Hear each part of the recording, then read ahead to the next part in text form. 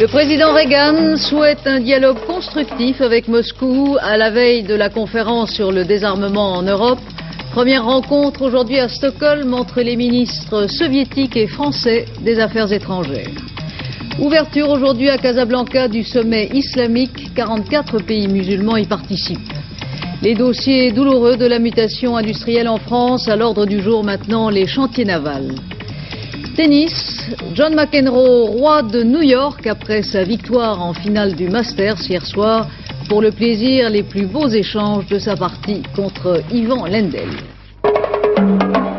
Madame, Monsieur, bonsoir. 35 ministres des Affaires étrangères sont rassemblés ce soir à Stockholm.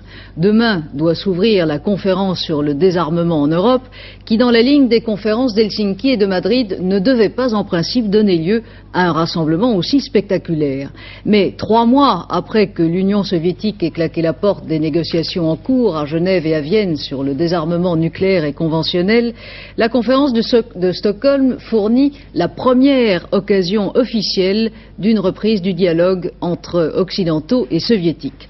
À en croire les discours dès leurs arrivées du soviétique Gromyko et de l'américain Schulz, la bonne volonté et la confiance sont de rigueur. Sur place à Stockholm, notre envoyé spécial, Georges Bortoli. Malgré le froid persistant entre l'Est et l'Ouest, les relations franco-soviétiques gardent une vitesse de croisière. M. Chesson avait rencontré M. Gromyko en septembre dernier à Paris. Il retrouve aujourd'hui à Stockholm celui qui reste un des grands acteurs de la politique soviétique en sa triple qualité de membre du Politburo, de premier vice-président du Conseil et de ministre des Affaires étrangères. Ça ne veut pas dire évidemment qu'au cours de cette rencontre, M. Chesson et Gromyko n'aient que des choses agréables à se dire. Moscou a enregistré une défaite dans l'affaire des euromissiles et ses dirigeants politiques ne cachent pas leur amertume à ce sujet. Et justement, cela va être le but des rencontres bipartites qui vont se multiplier dans les coulisses de la conférence de Stockholm. Cela va être leur but que de renouer le dialogue entre l'Est et l'Ouest qui est actuellement si difficile. J'ai très nettement marqué à mon collègue que pour nous cette conférence était importante et qu'il fallait, en y consacrant tous ses efforts, démontrer là qu'il y a une possibilité de progrès concret par l'adoption de mesures pratiques. Il ne s'agit pas seulement de faire des grands discours, nous allons les faire, rassurez-vous. Mais il faut aussi montrer que l'on peut, entre pays de l'Est et pays de l'Ouest en Europe, eh bien, faire tomber un certain nombre de méfiances. La première de ces rencontres bipartites, c'est celle-ci, c'est la rencontre franco-soviétique et cela prouve à quel point, alors que le dialogue Moscou-Washington et Moscou-Bonn-Bad-Leil, Moscou attache du prix au dialogue Moscou-Paris. C'est un phénomène de compensation classique. Et puis, messieurs Chesson et Gromyko ont aussi des choses à se dire sur le Proche-Orient, car il est bien évident que tant sur l'affaire libanaise que sur la question palestinienne, les positions françaises et soviétiques sont loin d'être toujours inconciliable. D'ailleurs, la solution à laquelle Paris rêve au Proche-Orient, qui passe par le Conseil de sécurité, passe donc aussi par un certain consensus soviétique obligatoirement. Dès aujourd'hui, à la veille de l'ouverture officielle de la conférence, le président Reagan avait tenu à lancer lui-même, dans un discours télévisé, un appel au dialogue en direction de Moscou. Lui qui, il y a quelques mois, avait qualifié le régime soviétique d'empire du mal, souhaite maintenant une ère de coopération constructive entre les deux super grands, basée sur le réalisme, la force et le dialogue. America's deterrence is more credible. And it is making the world a safer place. Safer because now there is less danger that the Soviet leadership will underestimate our strength or question our resolve. Yes, we are safer now. But to say that our restored deterrence has made the world safer is not to say that it's safe enough. Deterrence is not the beginning and end of our policy toward the Soviet Union. We must and will engage the Soviets in a dialogue as serious and constructive as possible. A dialogue that will serve to promote peace in the troubled regions of the world, reduce the level of arms, and build a constructive working relationship. Dans 15 jours, le président Reagan doit officiellement annoncer sa candidature aux prochaines élections présidentielles américaines et un adoucissement de la tension entre l'Est et l'Ouest ne serait pas malvenu. Si les États-Unis, par la voix du président et de son ministre des Affaires étrangères, appellent donc dès aujourd'hui Moscou à reprendre les négociations sur le désarmement nucléaire sans pour autant faire de nouvelles propositions, Moscou, par le biais de ses agences de presse, met déjà en doute la bonne volonté des États-Unis. Et M. Gromyko, de son côté, n'a pas fait état non plus de nouvelles propositions soviétiques. Il n'en reste pas moins que dans les coulisses de la conférence, de Stockholm se prêteront à toutes sortes de contacts officieux et officiels. Georges Bortoli nous explique maintenant en quoi consiste la conférence elle-même. Il y a en Europe une accumulation phénoménale d'armes conventionnelles, c'est-à-dire non nucléaires, mais finalement aussi dangereuses que l'accumulation d'armes nucléaires, puisque c'est justement à cause de la supériorité soviétique dans ce domaine des armes classiques qu'est née l'idée américaine de riposte atomique. Alors, pourquoi ne pas parler justement de ces forces conventionnelles très déstabilisantes elles aussi en priorité? C'est l'idée de cette conférence de Stockholm dont tout le monde sait déjà qu'elle ira à pas de tortue, puisqu'il n'est même pas question encore de désarmer, mais simplement de restaurer la confiance internationale. Mais justement, la confiance, c'est ce dont l'Europe et le monde ont le plus besoin. Rappelez-vous, l'air dramatiquement fermé de M. Gromyko en septembre dernier après l'affaire du Boeing coréen. On s'était dit, c'est la guerre froide, l'Est et l'Ouest n'arrivent plus à se parler. Eh bien non, ils se parlent toujours. Il n'y a plus de conférence de Genève, il n'y a plus de pourparlers de Vienne, mais il y a Stockholm qui commence. Témoignage de ce que ni M. Reagan, qui met beaucoup d'huile dans les rouages, ni M. Andropov, ou ceux qui l'assistent, ni personne n'a envie de rompre les ponts. La conférence de Stockholm durera sans doute plusieurs mois, mais les ministres des Affaires étrangères n'y assisteront que cette semaine. L'actualité en France ce soir, c'est d'abord cette information qui vient de nous parvenir, l'ouverture d'une information judiciaire pour recel d'escroquerie. Le parquet du tribunal de Paris veut ainsi rechercher et identifier les bénéficiaires éventuels des fonds provenant de l'escroquerie des avions renifleurs. Les faits qui auraient pu donner lieu à des poursuites pour escroquerie ou infraction aux règles comptables apparaissent prescrits, précise le communiqué du parquet. En revanche, dans le cas où des personnes auraient bénéficié de fonds ou de biens provenant de cette escroquerie, ces faits constitutifs du délit de recel d'escroquerie peuvent faire l'objet de poursuites s'agissant d'un délit continu. Fin de citation.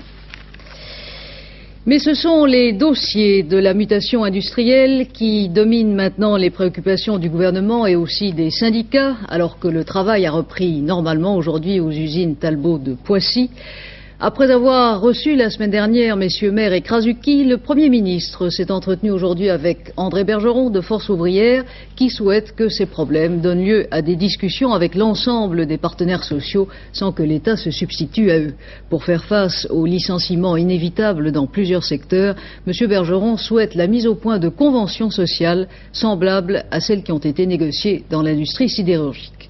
Après André Bergeron, c'était au tour de Jean Menu, le président de la Confédération générale des cadres, d'être reçu à Matignon. Son entretien avec le Premier ministre n'est pas terminé.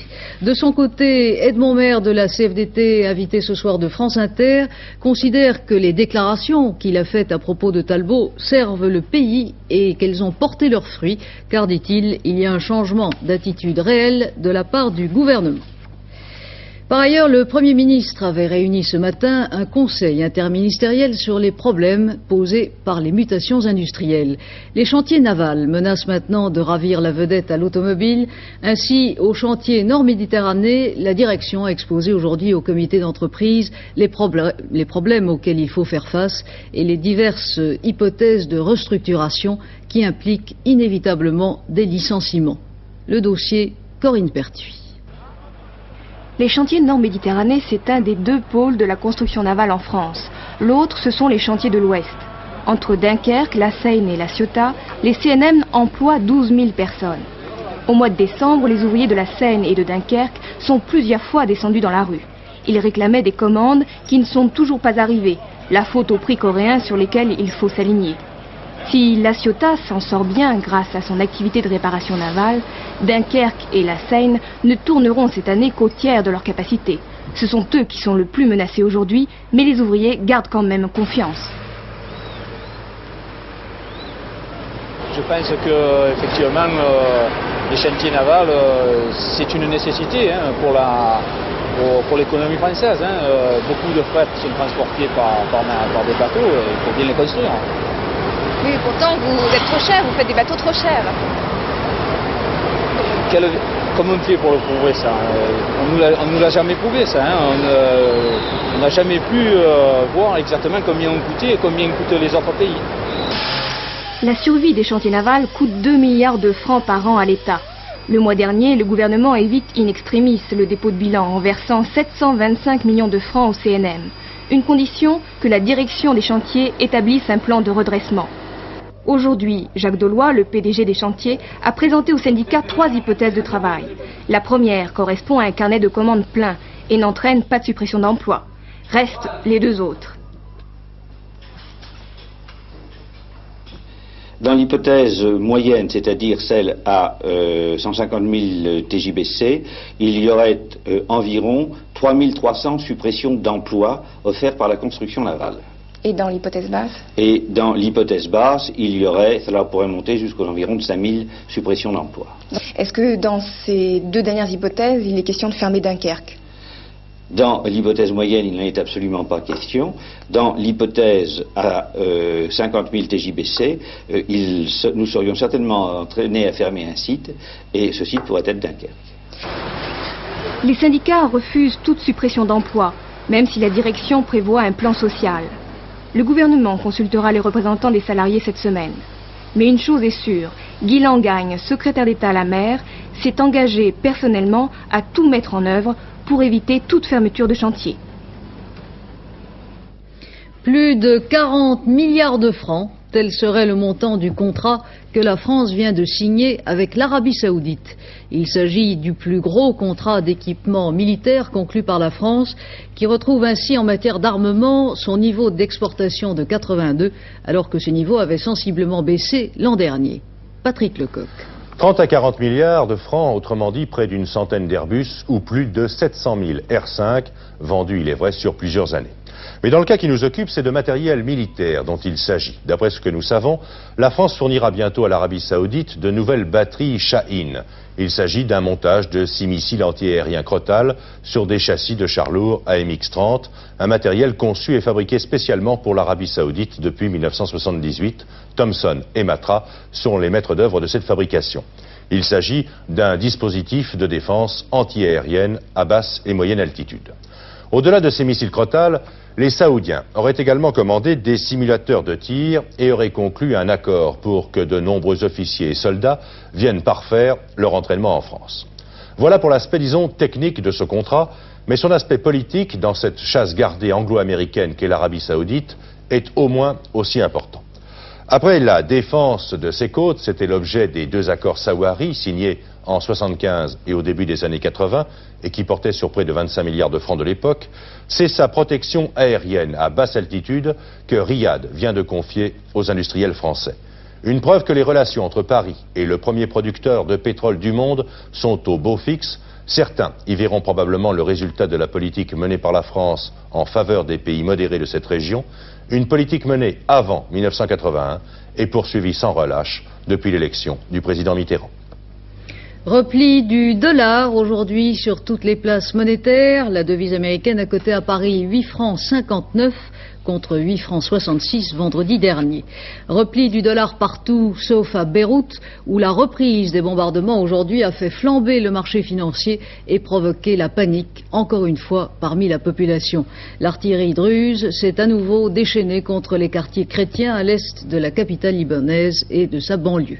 Le comité militaire quadripartite qui regroupe les différentes factions armées libanaises s'est réuni sans résultat alors que le président Gemayel, dans un entretien accordé au journal Le Monde, appelle l'opposition libanaise à partager le pouvoir. La situation au Liban, mais aussi la question palestinienne, vont dominer les travaux du sommet islamique qui s'ouvrira dans moins d'une heure à Casablanca, au Maroc. 44 pays musulmans y sont représentés, la plupart par leurs souverains ou chefs d'État. Y participe aussi, 3 semaines après son évacuation de Tripoli, Yasser Arafat. Sur place, à Casablanca, Gérard Sebag. Deux vedettes à l'ouverture de ce sommet islamique, Yasser Arafat, le leader de l'OLP, et le roi Fahd d'Arabie Saoudite. Pour Yasser Arafat, c'est sa première grande sortie diplomatique depuis son départ mouvementé de Tripoli au Liban. Le chef de l'OLP, contesté par une partie des siens, voudrait retrouver une nouvelle consécration auprès du monde islamique. Cela est important vis-à-vis de ses détracteurs et surtout de la Syrie, du président Assad, qui est le plus opposé à la politique de Yasser Arafat, aggravée par les derniers contacts de Yasser Arafat avec le président égyptien Moubarak. Le président Assad étant absent de cette conférence, Yasser Arafat aura beau jeu, mais cela ne réglera pas pour autant tous ses problèmes. Autre vedette donc, le roi Fahd d'Arabie Saoudite avec son ministre des Affaires étrangères, le prince Faisal. Il est arrivé au Maroc bien avant les autres chefs d'État. Avec son poids financier, diplomatique et moral, car il est le gardien des lieux saints de l'islam à la Mecque, il essaie de calmer les ardeurs et de chercher un terrain d'entente entre les États qui sont en guerre larvée ou même souvent en guerre ouverte.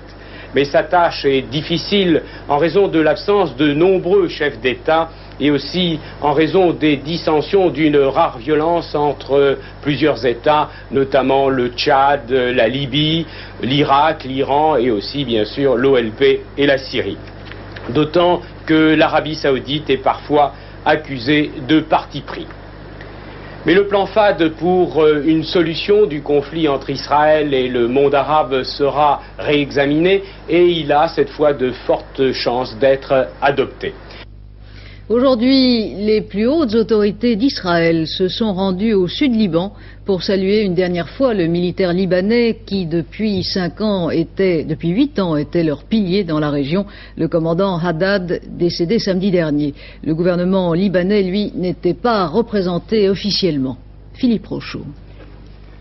Plusieurs milliers d'habitants du Liban Sud ont enterré ce matin le commandant Haddad, mais la présence à ces funérailles du chef du gouvernement israélien et du ministre de la Défense montre l'importance que représentait cet homme dans la stratégie d'Israël au Liban.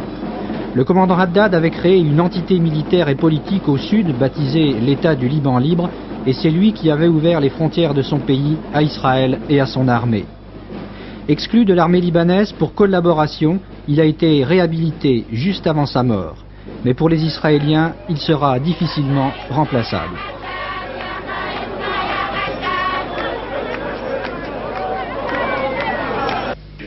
La reprise de la vie parlementaire en Jordanie est une victoire pour le roi Hussein, qui parle ici devant les députés de tout le pays, y compris les 30 représentants de la rive ouest du Jourdain, occupée par Israël depuis 1967.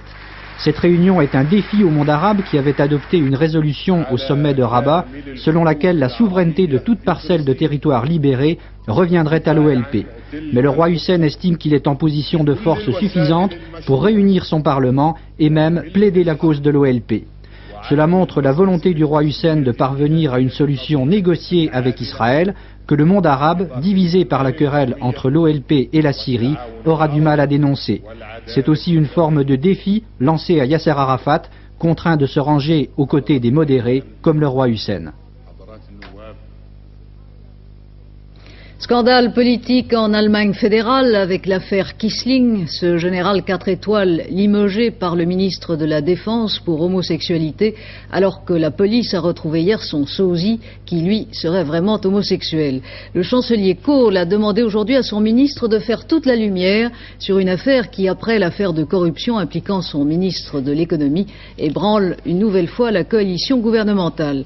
Le ministre affirme disposer de 4 témoins à charge contre le général qui, lui, a décidé de porter plainte contre X pour diffamation. En France, c'est une affaire vieille de plus de 4 ans qui ressort de l'oubli. L'affaire Boulin est relancée, vous le savez, par la famille du ministre retrouvé noyé dans les étangs de Rambouillet en octobre 79. Demain doit être connu dans ses détails un deuxième rapport d'autopsie demandé par la famille qui croit à un assassinat. Dominique Thiers et Michel Perrault nous rappellent l'affaire et ses mystères. Le 23 octobre 1979, un article du Canard enchaîné révèle que Robert Boulin est compromis dans un scandale immobilier et financier. Le ministre du Travail de l'époque avait alors acheté à son ami Henri Tournay un terrain que celui-ci avait déjà vendu à un promoteur immobilier. Une semaine plus tard, le 30 octobre 1979, au matin, on découvre le corps de Robert Boulin, à moitié immergé au bord d'un étang, en forêt de Rambouillet.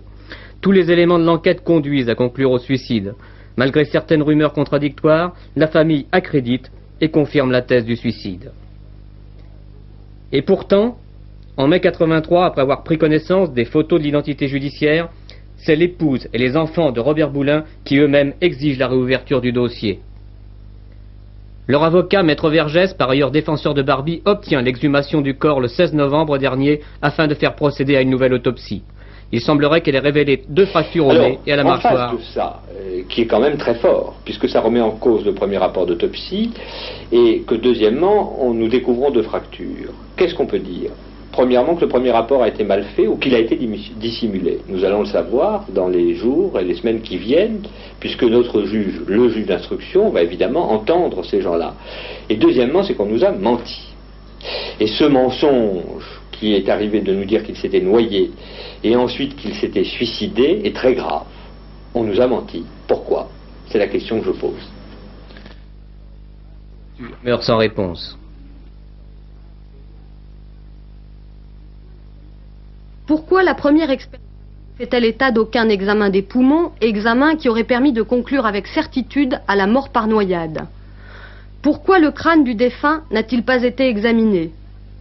Est-il exact que le procureur de la République de Versailles ait interdit aux médecins légistes de pratiquer cet examen? Pourquoi le corps de Robert Boulin a-t-il subi des soins d'embaumement à l'insu de la famille? Pourquoi la famille Boulin annonce aujourd'hui avec certitude la thèse de l'assassinat après avoir défendu avec autant de conviction celle du suicide? Sur quoi se fonde la famille pour affirmer que les lettres dans lesquelles Robert Boulin expliquait sa mort sont des faux? La famille du ministre affirme que Robert Boulin avait retiré des coffres du ministère du Travail un certain nombre de dossiers classés confidentiels. Que contenaient exactement ces dossiers? Est-il exact qu'ils aient été subtilisés le jour de la mort du ministre? Enfin, pourquoi Bertrand Boulin n'a-t-il pas révélé plus tôt l'existence d'un dossier qui concernerait l'affaire El Ferrap? 3 interpellations aujourd'hui en Corse dans les milieux nationalistes à la suite des incidents de Serriera samedi dernier au moment des obsèques d'un militant nationaliste.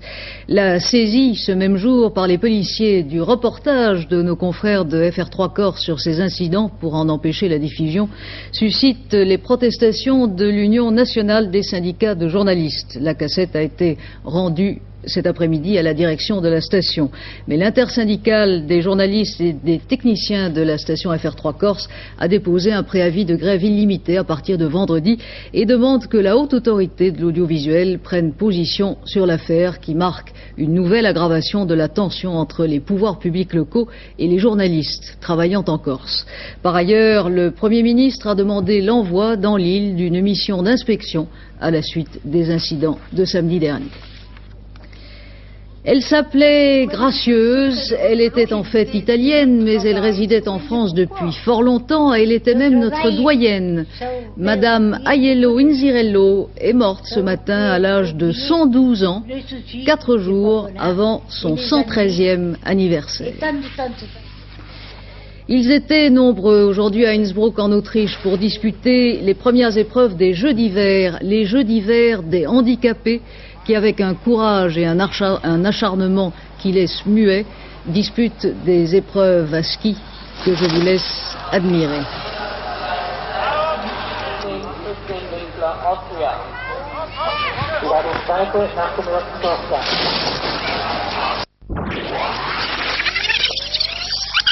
En ski, quelques surprises aujourd'hui au slalom de Parpan en Suisse, comptant pour la Coupe du Monde. L'Américain Filmar a été disqualifié, le Suédois Stenmark a évité le pire et finalement c'est un Luxembourgeois qui a tiré les marrons du feu. Alain Vernon. Regardez Filmer, l'Américain, 3 fois vainqueur de la Coupe du Monde. On a l'impression qu'il se promène entre ses portes, une jolie danse en vérité qui n'empêche pas l'un des meilleurs skieurs actuels de réaliser le premier temps de ce slalom. Seulement voilà, Filmer a un frère prénommé Steve et Steve malheureusement a pris le dossard de Phil. Rien de très grave en fait, les deux Américains sont connus sur les pistes, on se dit on rectifiera après. Mais voilà, le règlement c'est le règlement, en l'occurrence, mais oui, l'article 632. Et voilà Filmer disqualifié par le jury. La faute est trop grave, pensent nos voisins suisses. Si ce n'est toi, ce n'est donc ton frère. Et tout cela fait, en définitive, le bonheur d'un Autrichien de 20 ans, courant sous les couleurs du Luxembourg, un certain Marc Girardelli, surnommé chez les skieurs le mercenaire. Le droit au secours d'un mercenaire, dans ce cas-là, c'est plutôt amusant, n'est-ce pas ? «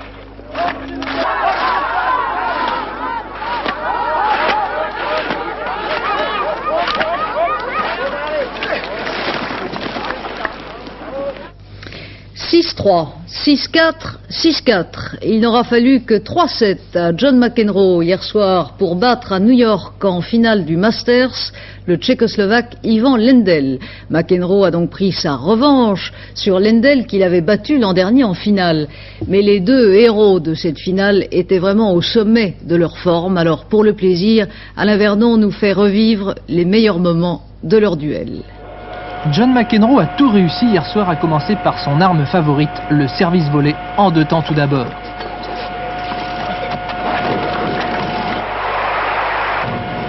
Mais aussi en plus raccourci, comme dans le premier set. Lendl a servi dans le deuxième set, 2 volées du Tchécoslovaque, mais McEnroe réussit un passing shot de revers croisé. Deuxième balle de service de Lendl, une montée au filet de l'Américain et une volée en contre-pied. McEnroe au service dans le deuxième set. Une première volée chanceuse, mais la seconde volée est remarquable. Service McEnroe, l'échange dure un peu et Lendl réussit un superbe retour croisé du droit.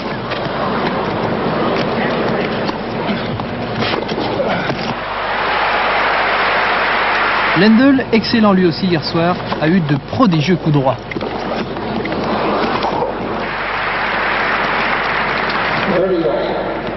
Enfin, l'un des plus beaux échanges avec 2 réflexes incroyables de McEnroe. Une première volée catastrophe et surtout un sens particulier de l'anticipation.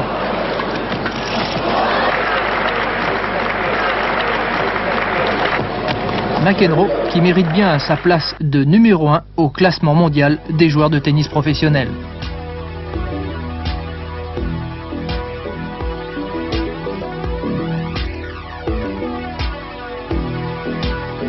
Gilles Pétré en reste pantois, mais va quand même nous parler du temps. Oui, avec une météo à la McEnroe, une météo agitée, une deuxième perturbation, une deuxième tempête virulente en 5 jours, ça fait quand même beaucoup. Regardez là sur la photo satellite, il y avait des vents de plus de 100 km/h en Grande-Bretagne à Décorné-les-Bœufs pour ne pas dire autre chose. Cette dépression qui donnait également des vents de 100 km/h sur les côtes de la Manche et en haut de la Tour Eiffel. En bas, il y avait aussi beaucoup de vent et en bas aussi près de la mer. Elle va traverser demain, comme l'indique la flèche, dans ce sens-ci, en allant en Méditerranée. Il fera un peu plus frais, le temps sera instable. Regardez la carte, une fois que cette dépression sera passée, le Mistral se lèvera, ce qui dégagera l'atmosphère de la Méditerranée. Simplement, quelques averses résiduelles sont possibles en Corse. Mais des nuages resteront accrochés sur les Pyrénées, où il pleuvra en bas et il neigera en haut. 2000 mètres le matin, 1500 mètres le soir. Sur le Jura également, des nuages qui s'accrocheront. Sur les Alpes aussi, le soir à peu près vers 500 mètres et le matin vers 1000 mètres. Attention, il y a un très fort risque d'avalanche, risque 7 dans une échelle qui en comporte 8 sur les Alpes du Nord, la Savoie et la Haute-Savoie, et notamment les massifs des Aravistes, Chablais, Mont-Blanc, Beaufortin, Haute-Tarentaise. Avalanche par plaque à vent et par accumulation, soyez extrêmement prudents, ne sortez pas des pistes pour faire du ski. Ensuite, sur le reste du pays, donc la majeure partie de la France, le temps sera instable, surtout sur la moitié nord, avec de nombreuses averses. de pluie et de neige, même à basse altitude, de fortes rafales de vent d'ouest à l'intérieur et d'ouest-nord-ouest sur les côtes de la Manche. Si c'est pas agité, qu'est-ce que c'est? Et toc, les températures sont en baisse. De 5 à 9 degrés sur la moitié nord et de 6 à 14 degrés sur la moitié sud. Tout de même, de la Bretagne au sud-ouest et à la Corse, ce sont des températures très convenables pour un mardi 17 janvier avec 2 minutes de soleil en plus. Lever du soleil 8h37, couché 17h23 dans la capitale. C'est la Sainte-Roseline et j'ai trouvé un Saint-Antoine qui est le patron des bouches et des charcutiers, des cultivateurs, des éleveurs, des confiseurs et des vanniers. Il est vanné. Bravo. À 23h, Claude Sérillon vous présentera notre dernière édition avec un débat sur l'état de la gauche à l'occasion du 1001e numéro du Nouvel Observateur. Invité le directeur du Nouvel Observateur, Jean Daniel, et Jean-Marie Doménac, qui vient de publier aux éditions du Seuil des lettres à ses ennemis de classe. Demain, 12h45, antenne de midi, 18h30, c'est la vie, et j'aurai le plaisir de vous retrouver demain à 20h. Très bonne soirée.